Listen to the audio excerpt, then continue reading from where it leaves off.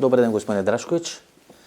Ке анализираме и ке разговараме за тоа што е актуелно. Светот се наоѓа во одредена криза.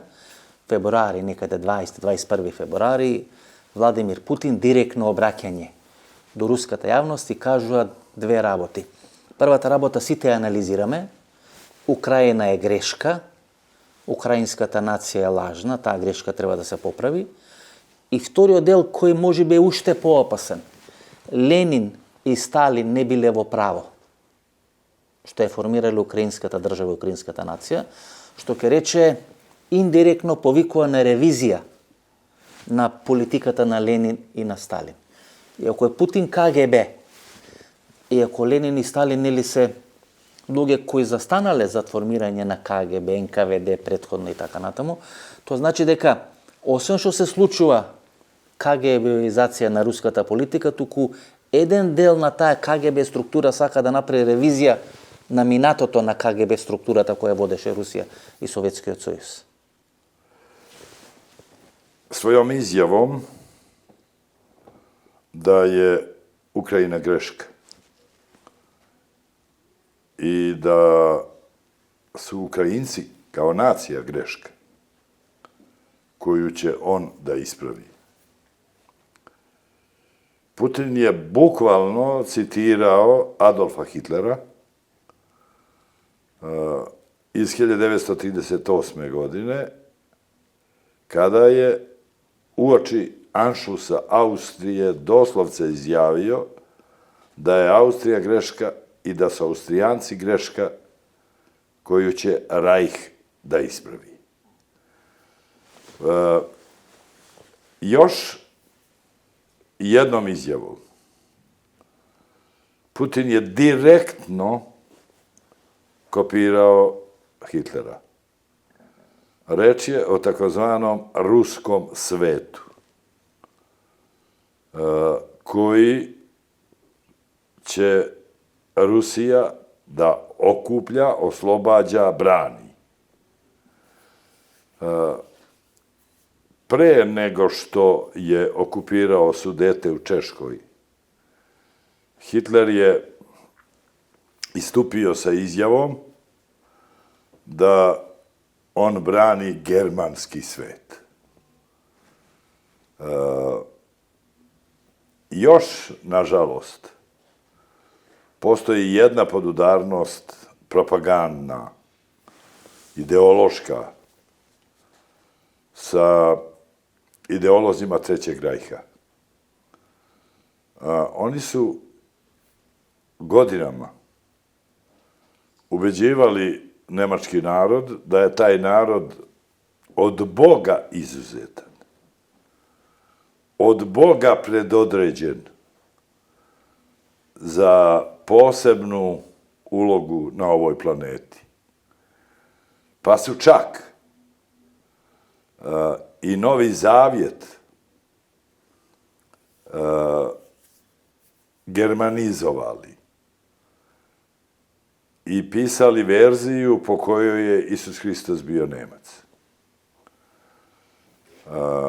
KGB ideolozi u Kremlju takođe kopiraju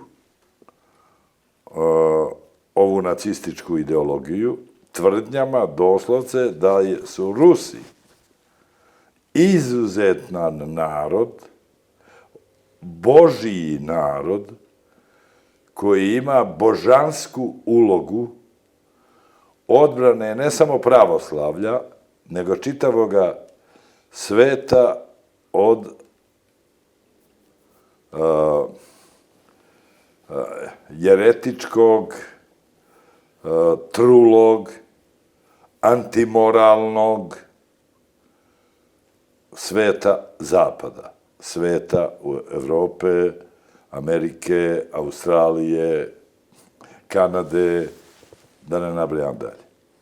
Дури Путин во едно свој интервју кој се вртеше на социјални мрежи пред 3 или 4 години ја објаснуваше разликата помеѓу православието и помеѓу католичката идеологија, каде што се сведува на трпење, на жртвување, семејство, маж, жена, нели така натаму традиционални вредности, па и на фонот на војната во Украина, освен битка против нацизмот, се протнуваше и таа теза за борба за традиционалните вредности. Па е ова премиерката на Италија и победи на изборите. Јас сум жена, јас раѓам, јас не правам абортус. Имаше едно истражување во Македонија, кое е многу индикативно.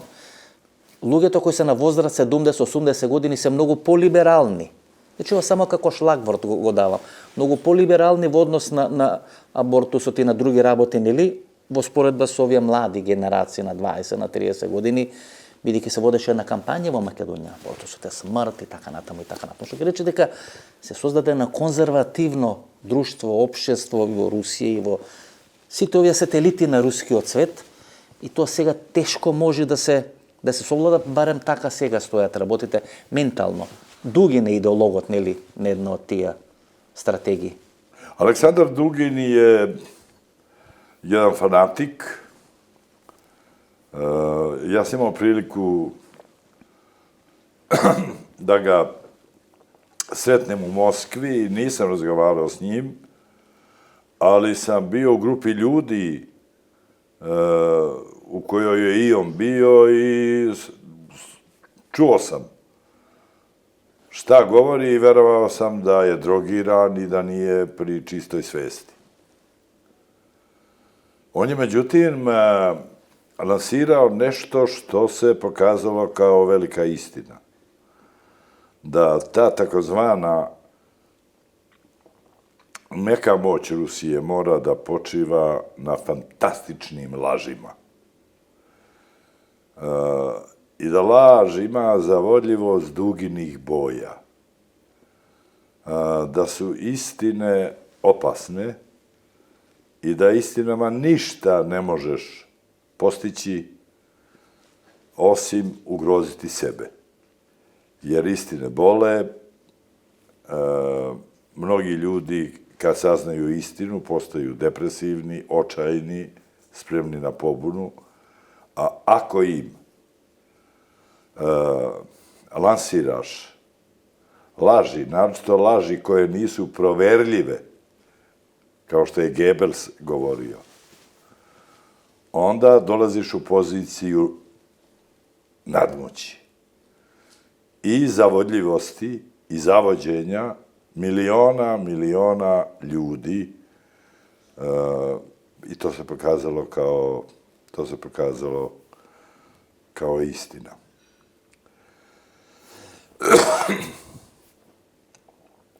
Teško mi je govoriti o Rusiji. Govorim sa osjećanjem očaja, žalosti.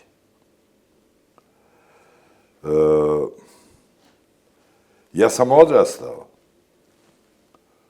u jednom kraju u Hercegovini gde je generacijski živeo kult Rusije. U onim vekovima Osmanskog carstva, kada je sva nada u oslobođenje tog hrišćanskog pravoslavnog sveta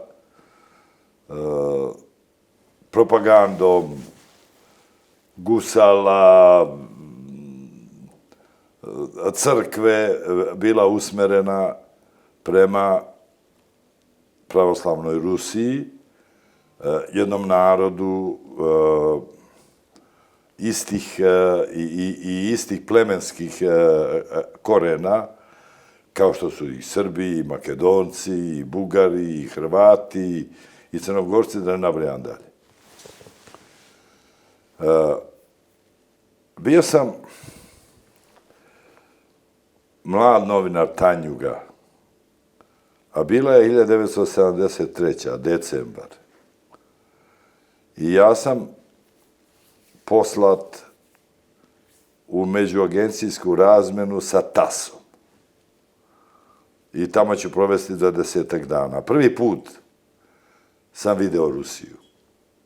Sa ovim osjećanjima i ovakvim osjećanjima prema ruskom narodu otišao sam u Moskvu i kad je avion sleteo na aerodrom Šeremetjevo,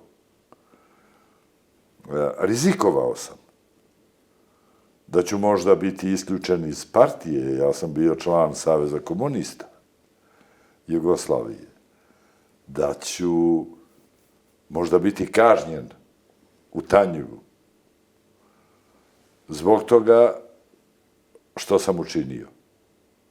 Po sletanju aviona ja sam kleknuo na pistu i poljubio rusku zemlju.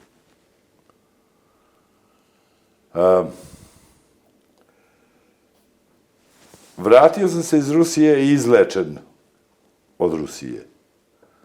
Dovoljno je bilo provesti 20 dana te 73. godine u Moskvi, u Rigi i videti jedan ljudski logor i napraviti uporođenje sa tadašnjom našom državom Jugoslavijom, koja je zaista po svemu tada bila san, ideal za ljude u Rusiji i istočnom lageru. Zašto ovo pričam? Hoću da kažem da su moja osjećanja prema ruskom narodu ista danas, kao što su i bila te 73. godine. I očajan sam zbog ovog velikoga zločina nad Ukrajinom, nad Ukrajincima, koji je možda istorijski posmatrano još veći zločin nad ruskim narodom. Prvi put u istoriji taj narod označen je u očima slobodoumnog, civilizovanog sveta kao opasnost, kao kuga, izolovan.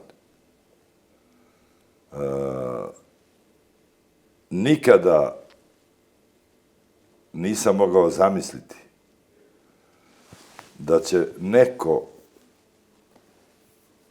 to da uradi ruskom narodu. A uradio je ovaj režim, i to režim Vladimira Putina. Gospodine Drašo, gledajte, вие кажувате една работа која може би суштината на тој руско-украински конфликт.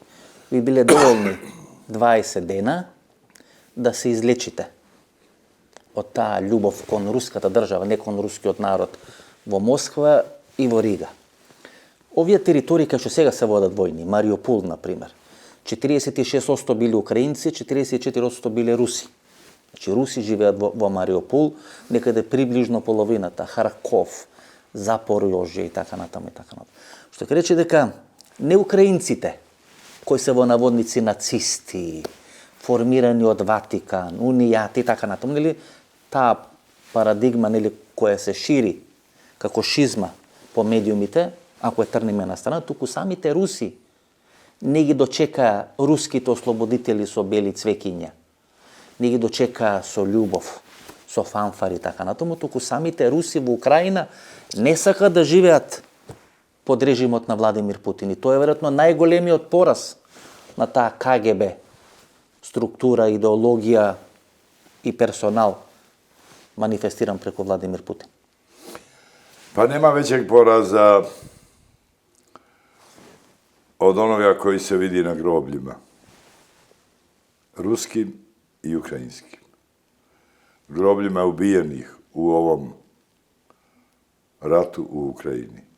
Ginu ruski vojnici, ginu ukrajinski vojnici, s tim što ginu i mnogi ukrajinski civili i deca. Ali na grobljima su ista imena. Igor ubija Igora.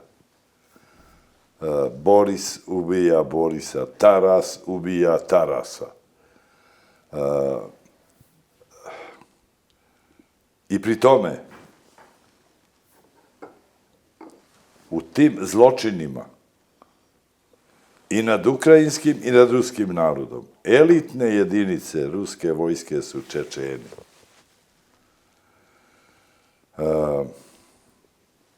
Koji treba da go spasat pravoslavljeto. Koji Koji trebaju da oslobađaju pravoslavne Ukrajince od pravoslavnih Ukrajinaca.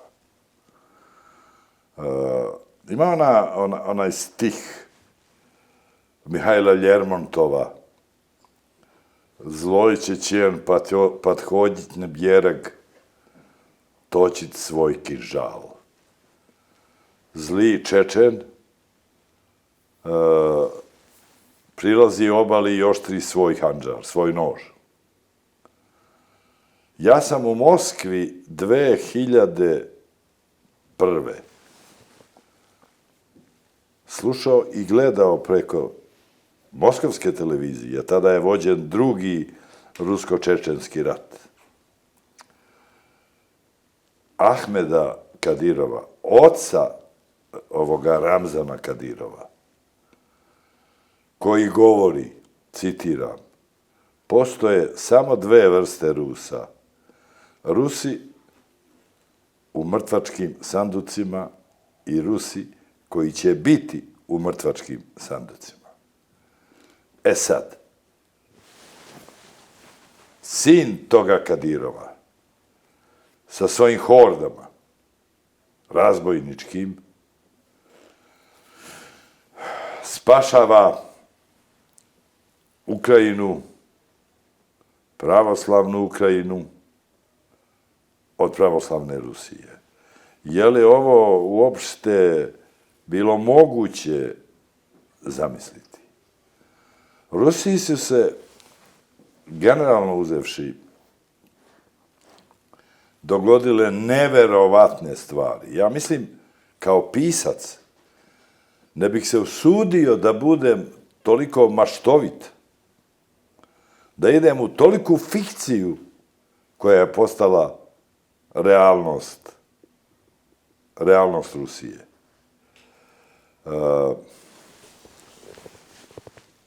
Vladimir Putin je sa svojom soldateckom krenuo na Ukrajinu sa parolom da porazi nacizam.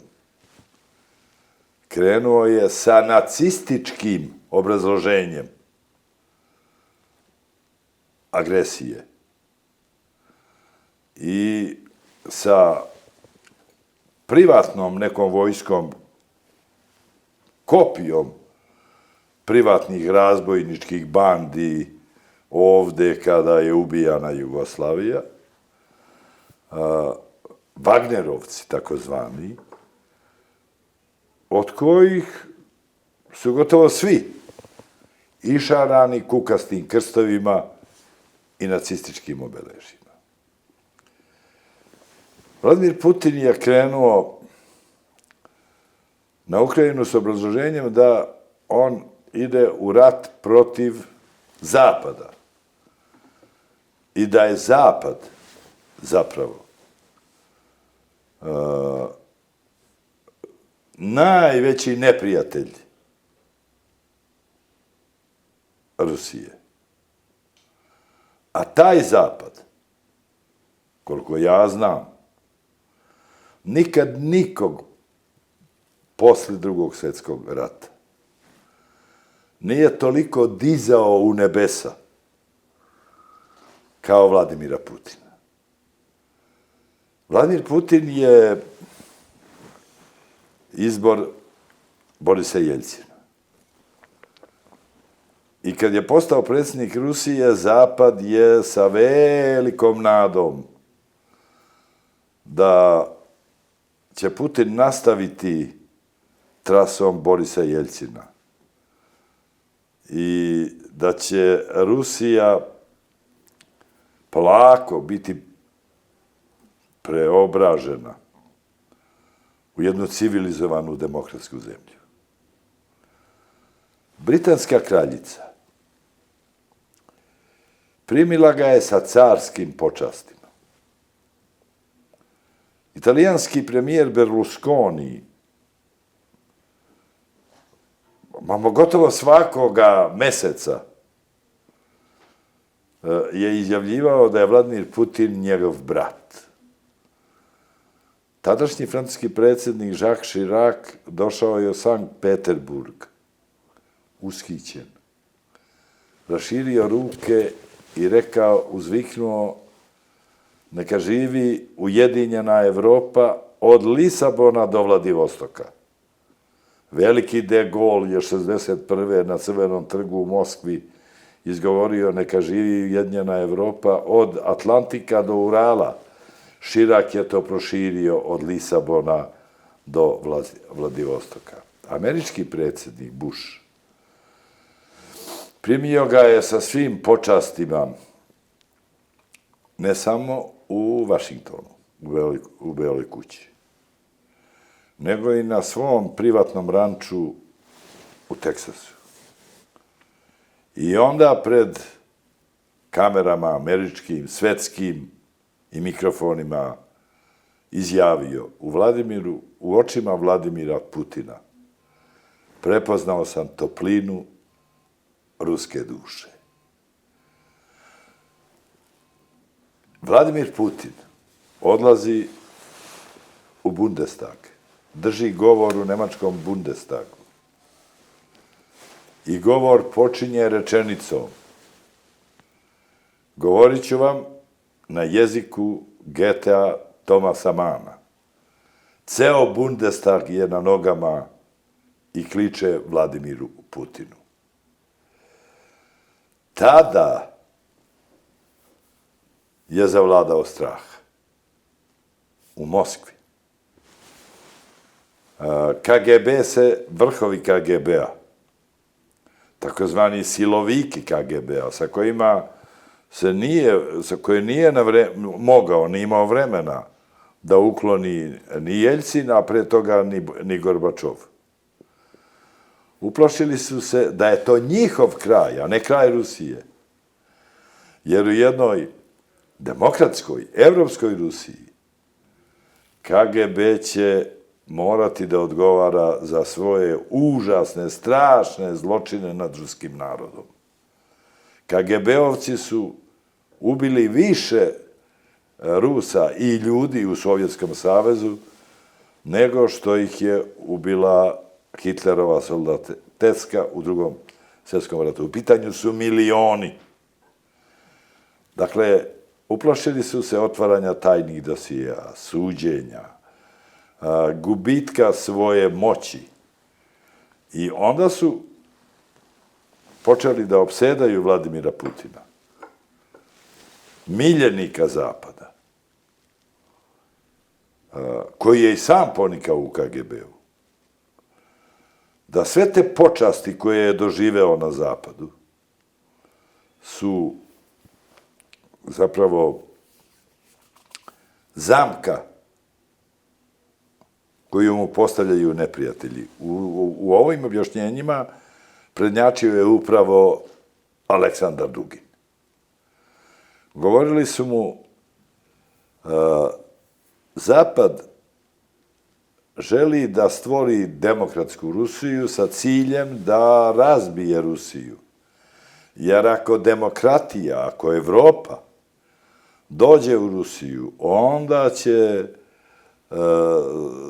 se pobuniti toliki narodi i tražit će odcepljenje od Rusije i svoju državnu nezavisnost. Rusija kao velika sila, kao carstvo, kao imperija, može da opstane samo ako je to država terora, diktature, ako ima gasudara, gospodara, kao jedini zakon i vrhovni zakon. I kazali su Vladimire Vladimiroviću, taj gospodar, taj zakon, taj Bog neprikosnoveni koji će čuvati Rusiju u okovima, si ti. I ne samo to, imamo nuklearno oružje. I ta Rusija, pod čvrstom rukom KGB-a, obnovit će Sovjetski savez. Samo se više neće tako zvati, nego će se zvati Rusija, ruski svet. To je suština ta. E, To je filozofija. tada je počela ta nova ideologija koja nikako nije mogla da bude sprovođena bez nacističkih načela. Jer se samo na taj način sve to moglo postići. I u tome je drama Rusije. I u tome se vidi ta fikcija neverovatna, recimo, pred 20 godina ovo je izgledalo kao fikcija, kao nemoguće. Danas živimo tu realnost. I danas živimo noć sveta. Svi mi. Ovo je noć sveta. Ovo što se događa u Ukrajini, koja se pretvara u Hirošimu, kojoj se preti da će biti vraćena u kameno doba, biti pretvorena u prah i pepeo.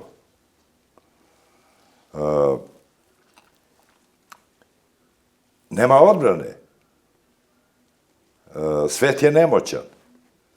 Jer odbrana znači Armagedon. Tako prete iz Moskve. Mi smo spremni da pritisnemo dugme apokalipse, nuklearnog rata i da nestane čovečanstva. To je ta noć sveta.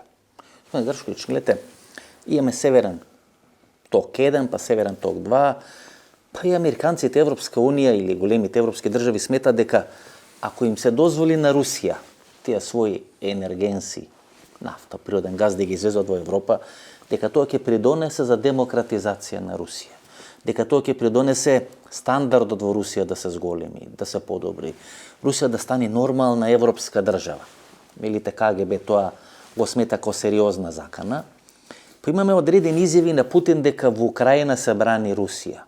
Deka de facto Amerika i amerikanska ta politika saka da je podeli Rusija na 6 teritoriji ili na 6 pomali državi, pa i Jelena Guskova, tukavo Srbija i drugi ruskin ili ideolozi na toj ruski svet, Aleksandar Dugin, to go zimat kako odreden fakt okolo koji nema debata, deka to je vistina surova, deka Zapad od saka da je podeli Rusije, deka je neblagodarno Rusija, kako jedna od najgolema po teritoriji država, da ima najgolem procent na svetsko bogatstvo vo svoji race. I to je pledoaje na vojната v Украjina. I na kraj Putin veli, Zapadot je vključen vo vojната v Украjina, бидејќи Западот со оружје им помага на украинците, а украинците го повика Западот да им помогне за да може да ја порази Русија. Како да не е Сирија, нели повикот на Сирија за интервенција на Владимир Путин. И тоа е некоја рамка во која се случува таа војна во Украjina во моментот. Ja opet ponavljam, mi živimo noć sveta. Nema međunarodnog prava. Nema nikakvih principa. Ako naspram sebe dobijete državu koja direktno preti apokalipsom, krahom civilizacije, ukoliko joj se ne dopusti da dovrši svoje sulude terorističke, nacističke projekte. Dobro, jel postoji realnost u tom strahovanju da će Rusija biti podeljena na 6 dela? Da je to rekla Madeleine Albright, da je to američka strategija, da se to sprovodi sada u delo.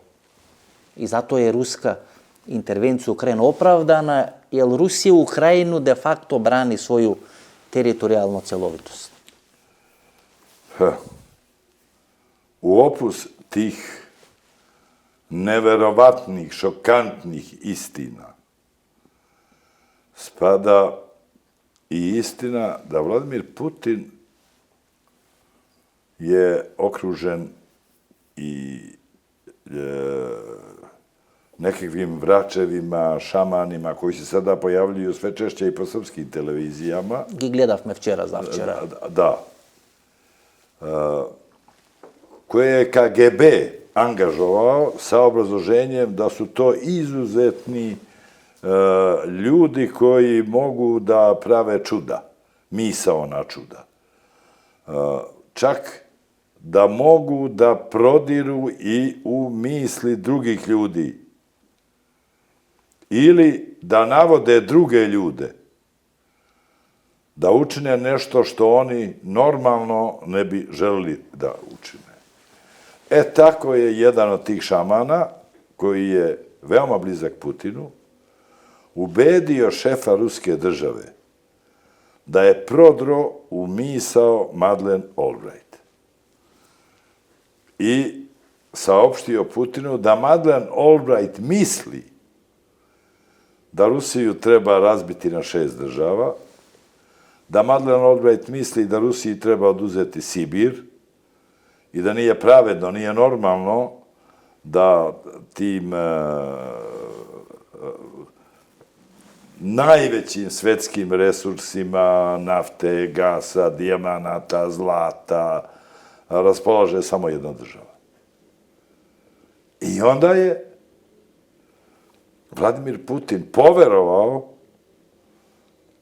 da je ovaj zaista prodrao u misao Madeleine Albright i javno objavio da je to Madeleine Albright izjavila.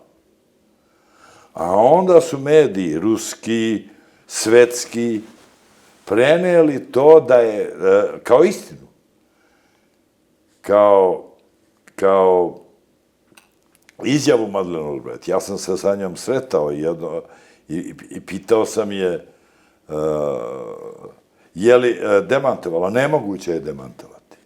Naravno da je sve izmišljotina, ali laž ponavljana milionima puta i prihvaćena od miliona ljudi prihvata se kao istina.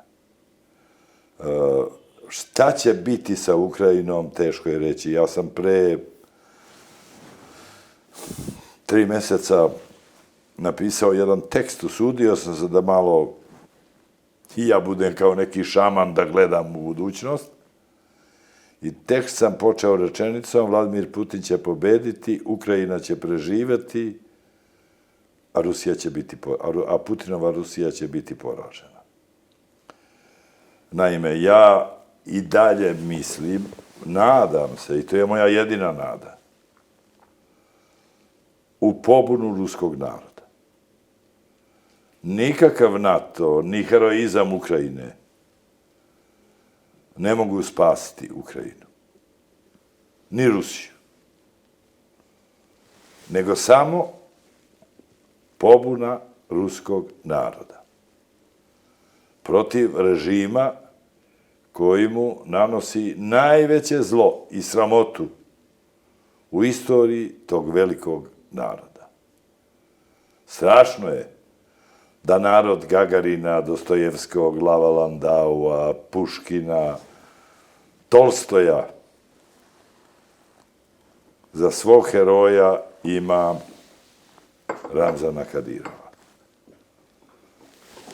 Šta se događa ako ima ičeg u ljudskom grobu? Šta se događa u grobu Mihajla Ljermontova?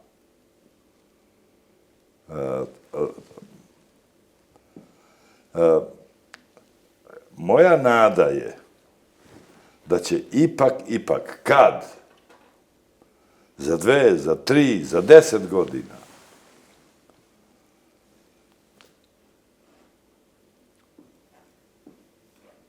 u Moskvi da se pojavi neki ruski Willy Brandt. I da će taj Willy Brandt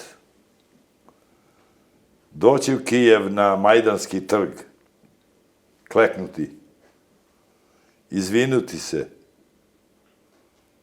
i ukrajinskom i ruskom narodu i da će koliko toliko zaceliti ove užasne rane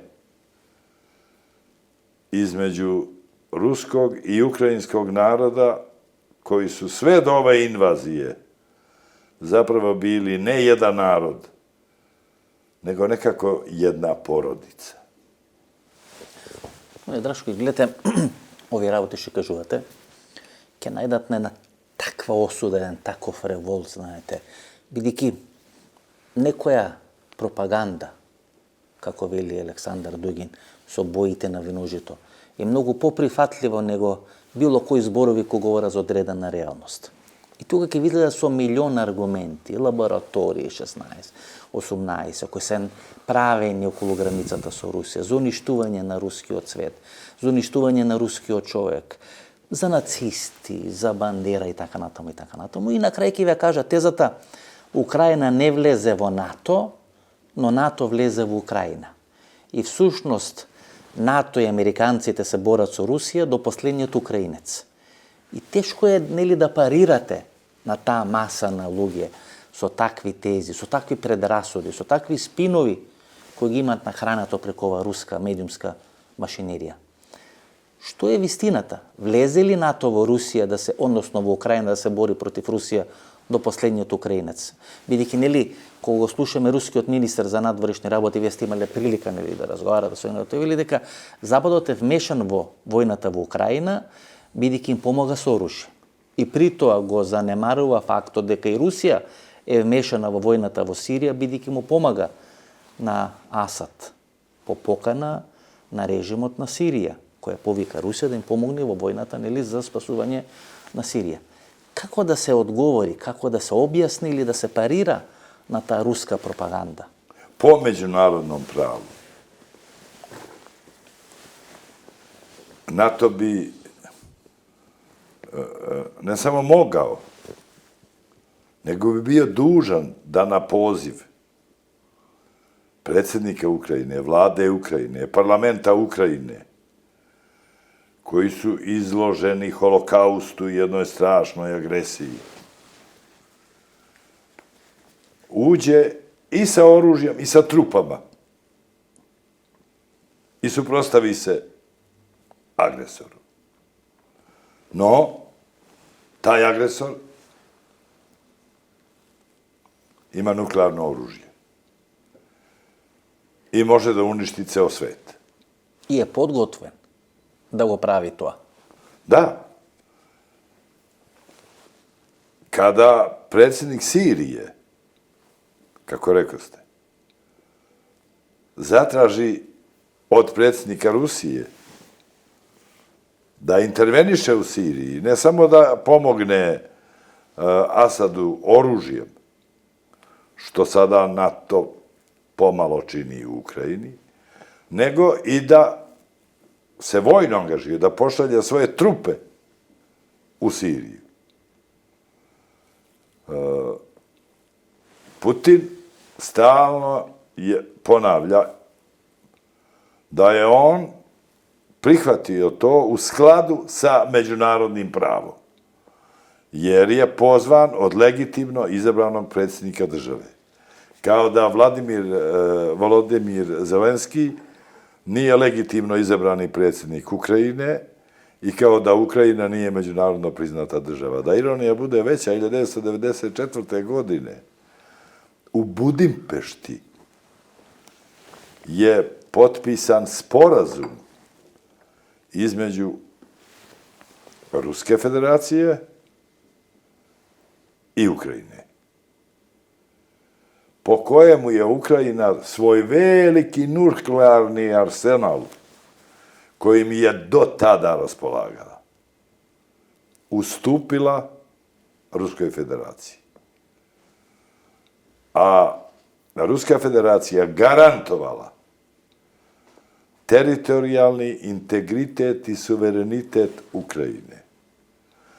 Dakle, Ruska federacija je po tom sporazumu bila garant suvereniteta Ukrajine. I pored Ruske federacije garanti suvereniteta Ukrajine, po tom istom sporazumu su Sjedinjene države i Velika Britanija. Ruska federacija je pogazila sporazum. garant ruskog integriteta postao je negator ukrajinske države i ukrajinske nacije i izvršio je oružanu invaziju. A zbog atomskog oružja kojim agresor raspolaže, Sjedinjene države i Velika Britanija, iako i same raspolažu nuklearnim oružjem, ne prelaze granicu razumnosti. I ne rizikuju Armagedon. Kraj na svetu.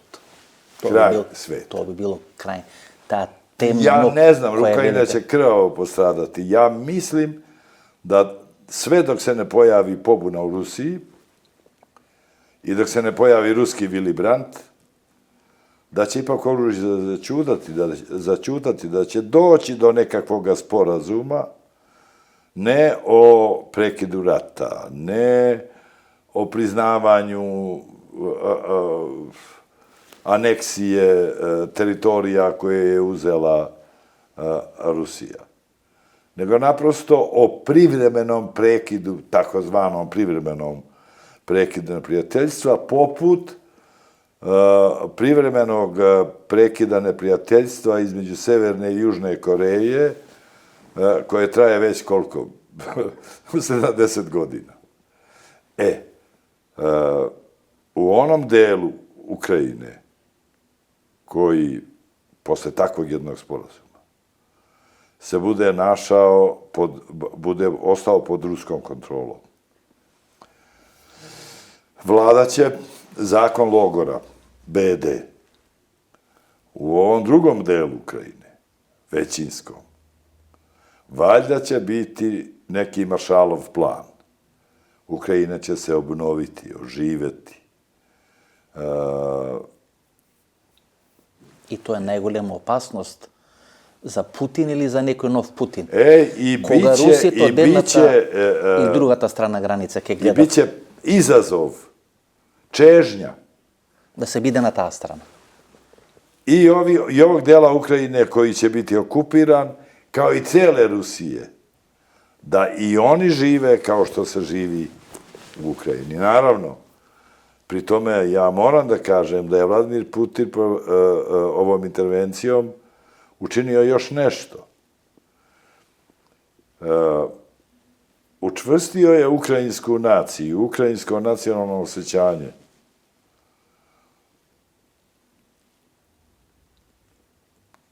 Koje lako može da postane istorijski trajno antirusko osjećanje. A tog antiruskog osjećanja kod Ukrajinaca nije bilo. Го имаат Гоголь, го имаат Брежнев, го имаат Хрушчов.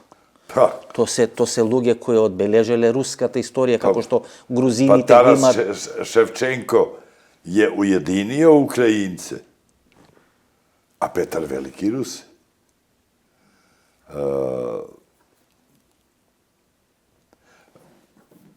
Mi pričamo o Rusiji i nesreći koja je zadesila Ukrajinu,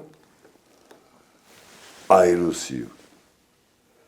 Zaboravljajući da je to na neki način repriza velike nesreće koja je pogodila nas. Jugoslavija. Ja govorim o Jugoslaviji. Ja sa tugom se sjećam Jugoslavije. Sa tugom, ja mislim, žalim za tom državom. I imali smo i mi ovde šamane, razne,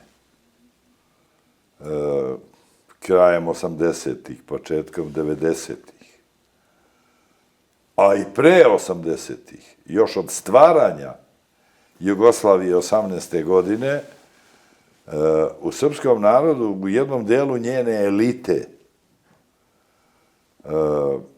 antizapadne,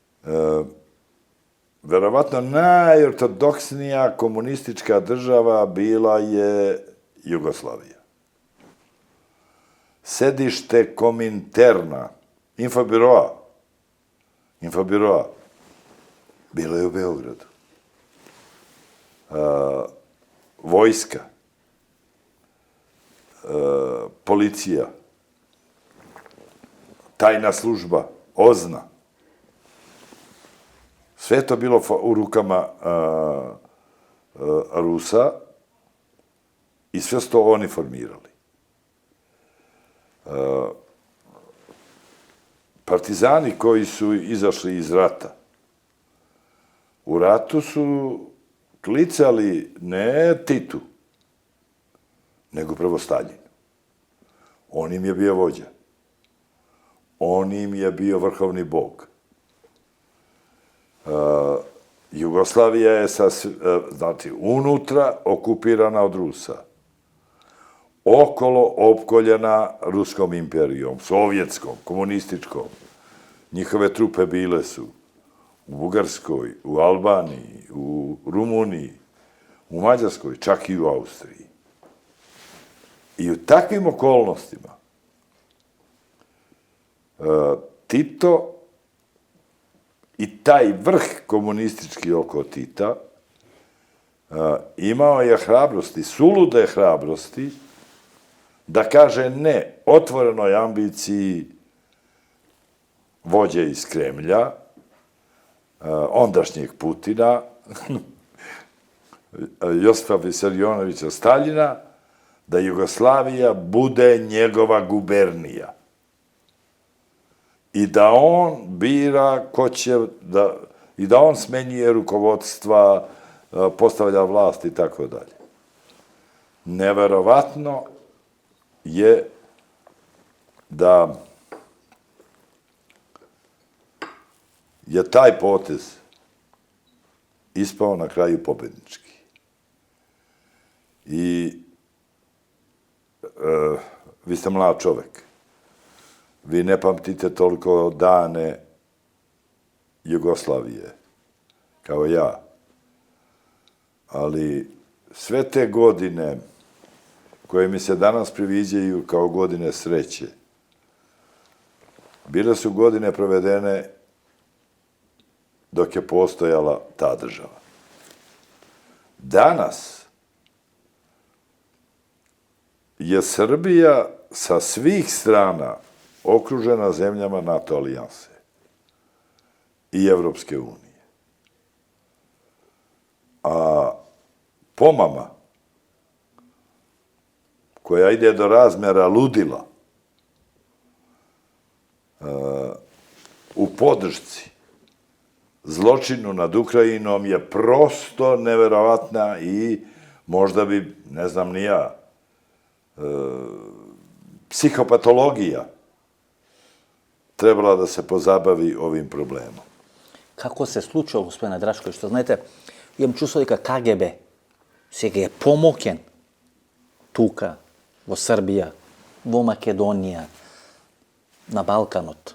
Ta ruska propaganda koja se golta kako Coca-Cola, koja se golta kako onija šekerni tabli što bija na vreme to što se prodava na Vovija, kaj što ima prodavnici, kaj što ima ringišpili, kaj što odev meneli na cirkus i taka natamo. I nije goltame ta propaganda. Sme ne mogli da se sprotistavime. Mislim, neka zvezdenite momenti na KGB koji je rasformiran v Rusija, FSB li se narekao ili kako se veke narekao. To je samo promenjeno ime. Samo promenjeno ime. Deka se ga se ušte pomokni. Deka nikoš ne bile toliko mokni. Deka nema li nikoš takva kontrola. Gledate, imate ministar za odbrana Panane, še sad go stavate na čelo nabija, koji javno se deklarira deka je proruski nastup. Isto je vo Republika Makedonija javno to milije govori za nekakav imperializam, neokolonijalizam i tako. Znači, govorime za država, ajde, Srbite, vi ste bili bombardirani.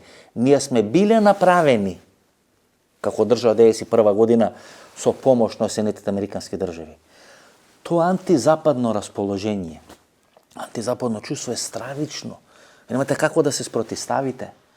Ke vi izjadat na socijalnite mreži. Mislim, to To je nešto koje je vjerojatno realen problem tuka na Balkanski polostrov. Da li Zapadot napravi toliko golemi greški i investiraše vo vraćanje na Rusije i na KGB na golema vrata, a evo neka bude neko finale na razgovoru, mi smo imali pregovori su Grce, pregovori su Bugarija, verjetno i vi ste imali slični problemi. Ni se vetuvale rabote koje podosta ne se ispolnile. Ne ponižuvali, ajde, ili tako nije smo go doživljali to kako odredeno ponižuvanje, izmameni, ograbeni, izlažani. I odjedno se vrtime ko neko je Rusija kako sinonim na Robin Hood koji ke nas spasi od toj lažljiv zapad koji samo što ne propadnal i nije sme vo nekoj tunel od koji teško može da izlezime. Bila je godina 96. decembar.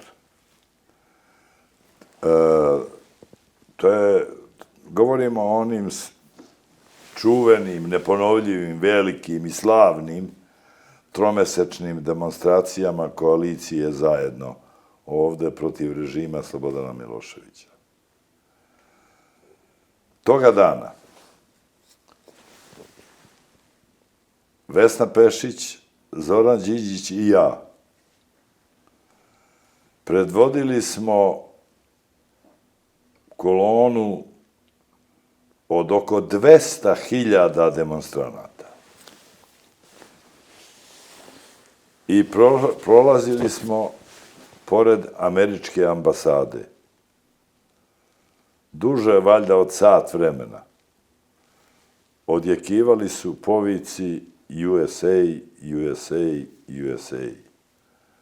Nosili smo zastave Srbije, naravno, ali još više je bilo zastava Evropske unije i NATO alijanse. Te 96. u decembru. Danas, kada bi kolona od 200.000 ljudi prošla pored američke ambasade, to bi bio bezbednosni rizik.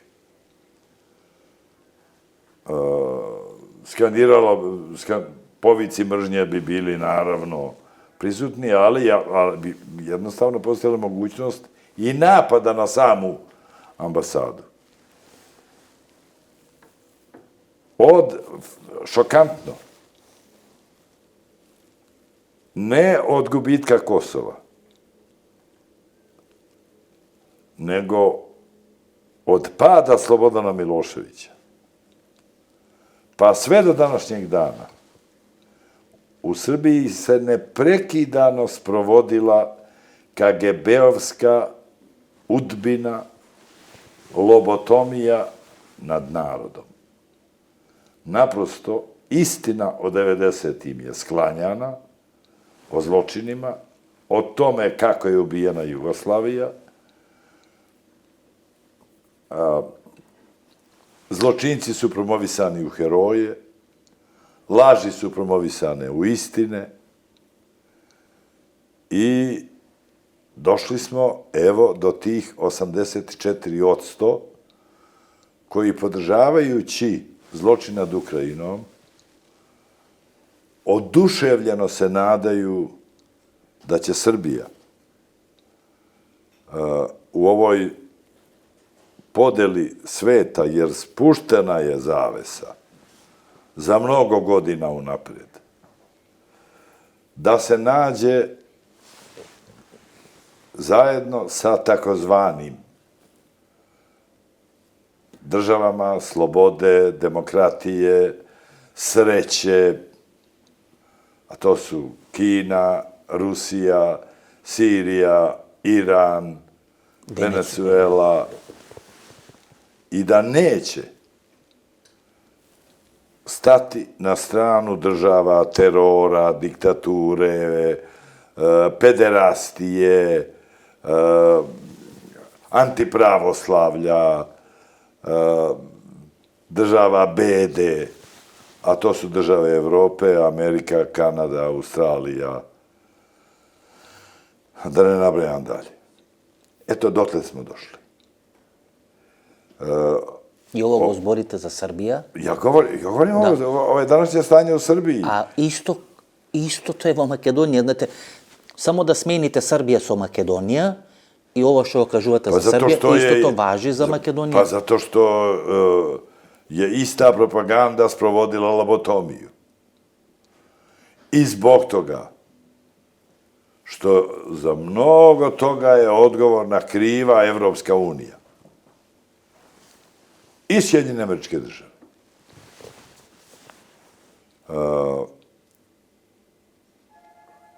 Mi smo došli dotle da je srpski narod sada ubeđen da za vreme ubistva Jugoslavije i onih strašnih ratova nije bilo nigde srpskih zločina počinjenih srpskom rukom. Nego se samo goloruki srpski narod branio od neprijatelja, od muslimana, od Hrvata, ustaša, koje su podržavali Vatikan, Berlin, Amerika, antisrpski svet. Beč, da. To je dominirajuće. Da je Milošević pobedio NATO. Da je Kosovo odbranjeno. I da rezolucijom 1244 Saveta bezbednosti, da nema nikakvog kumanovske kapitulacije, da je rezolucijom 1244, zahvaljujući Rusiji, zagarantovan suverenitet Srbije nad Kosovom. I vi danas imate jednu neshvatljivu situaciju da nema nikog u Srbiji, a da ne zna da Srbije nema na Kosovu. Da tamo nema nikakve srpske vlasti. A da istovremeno nema nikog u Srbiji koji ima, ali to je manjina, ta ogromna većina, veruje da je to Kosovo bez Srbije u Srbiji. I to zahvaljujući Rusiji. I pljušte svaki dan izjave zahvalnosti Rusiji, ovoj Rusiji, Putinovoj, terorističkoj, koja negira postojanje Ukrajine, da ona brani međunarodno pravo i teritorijalni integritet Srbije u Savetu bezbednosti Ujedinjenih nacija. A Putin go koristi slučaj od Kosovo kako veli kako presedan, da go opravda anektiranje to na Herson, na Zaporožje, na Donbas i tako na tom i tako. Pa tako je. I onda je meni neshvatljivo ponašanje zapadnih državnika, koji na to nemaju odgovor. Ne kažu nema, niti se može praviti paralela između agresije na Ukrajinu, ničim izazvane, i NATO bombardovanja. Jer tom NATO bombardovanju je prethodilo jedno veliko nastojanje da se nađe miran sporazum o statusu Kosova.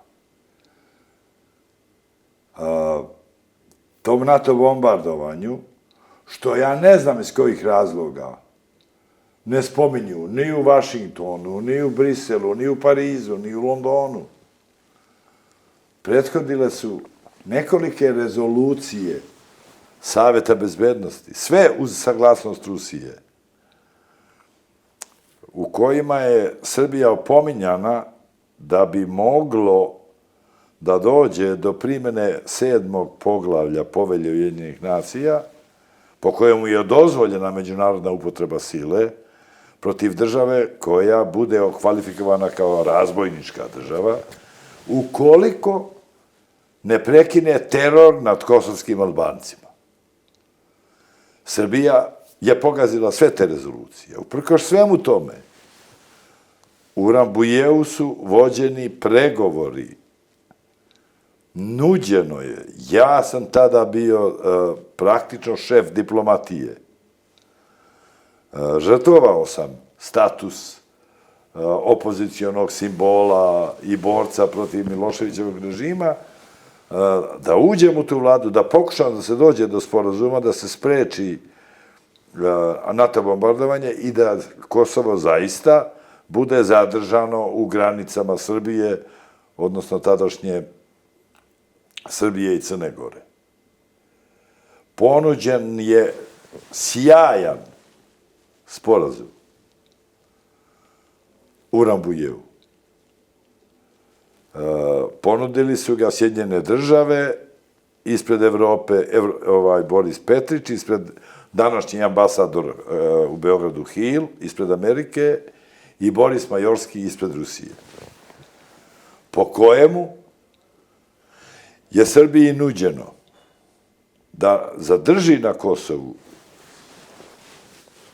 oko 2000 vojnika, da zadrži nekoliko hiljada policajaca, da zadrži sve simbole vlasti Srbije na Kosovu, a da samo Kosovo, Albanci dobiju status veći od autonomije, ali nešto manji od nezavisnosti, ali u okvirima države Srbije.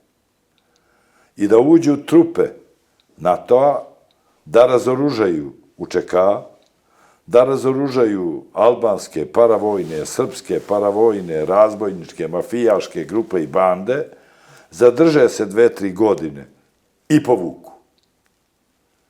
Milošević je ovo odbio. Između sporazuma i rata, Milošević je izabrao rat. I bombardirao. I to svi na zapadu znaju, a ćute o tome. I dozvoljavaju ruskoj propagandi u Beogradu da zapravo govori da je bez ikakvog povoda kao Putin Ukrajinu i NATO napao Srbiju. Svaka NATO raketa, bomba, bačena na Srbiju, imala je Miloševićevo punjenje. Milošević je izabrao rat, a ne NATO. Drašković. Milošević je izgubio rat, potpisao kapitulaciju. Rezolucijom 1244 država Srbija je proterana sa Kosova. Rezolucijom 1244, koja je usvojena po 7. poglavlju Povelje Ujedinjenih nacija, formalno je naknadno legalizovano i NATO bombardovanje. Ovde, kada dolaze zapadni državnici ili kada se uopšte odgovara na Putinove neistine, da nema razlike između Kosova i Ukrajine, se ćuti. Sve što ti zapadni državnici promrmljaju je zaboravimo prošlost, okrenimo se budućnosti. Ja sam duboko razočaran stanjem u Evropskoj uniji. To je jedan projekat zasnovan na nekakvim idealističkim nadama. Preteralo se u nečemu što se zove sloboda, poštovanje svakoga naroda, svake države, do granica, da imaju pravo veta na svaku odluku Evropske unije. Zamislite vi da da Evropska unija počiva na načelu konsenzusa. Znači da samo jedna država, bilo koja, članica Evropske unije, ako joj se ćefne iz nekog razloga, može da zabrani odluku svih ostalih država. To го гледаме во однос на Македонија. eto i odnosu na Makedoniju. Znači, to nije, ne da nije demokratsko. Evropska unija je projektovana kao ideal demokratije. A сега со promovisala je načelo koje je najveća moguća negacija demokratije i demokratskog odlučivanja. I danas vi imate nemoć Evropske unije, ona je sebi namakla uže oko vrata i ona mora da se reformiše i odluke u Evropi moraju da se donose većinom. Kojom većinom? Prostom, kvalifikovanom. O tome se treba odlučiti. I te odluke moraju biti obavezujuće i za one koji ih ne prihvataju i sankcije za kršenje tih odluka, sankcije finansijske, pre svega mislim, na njih moraju da budu poštovane. Tada će Evropska unija zaživeti. Savet bezbednosti Ujedinjenih nacija je takođe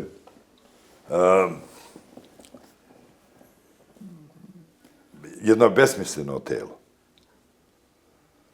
Zato što svaka od 5 članica Saveta bezbednosti takođe ima pravo veta i da zabrani, da zaustavi odluku čitavog Saveta bezbednosti. I Ujedinjene nacije su postale pevačko društvo. Čak više pevačko društvo od društva naroda uoči drugoga svetskog rata. Vi ne možete ni jednu odluku da donesete, odluku obavezujuću, koja se odnosi na ovaj zločin nad Ukrajinom. Zašto? Zato što onaj ko je zločin izvršio stavi veto. I jedino što možete je da idete na Generalnu skupštinu i usvajate nekakve rezolucije, nekakve deklaracije, koje opet nisu obavezujuće. I mi danas slušamo neke po meni stupidne izjave da bi Rusiji trebalo uskratiti članstvo u Savetu bezbednosti Ujedinjenih nacija. To je pre svega nemoguće. Jer će na svaki takav zahtev Rusija staviti veto. Jedino što je moguće, verovatno, da se provede jedna globalna kampanja o reformi Saveta bezbednosti, pri čemu bi svaka članica od ovih 5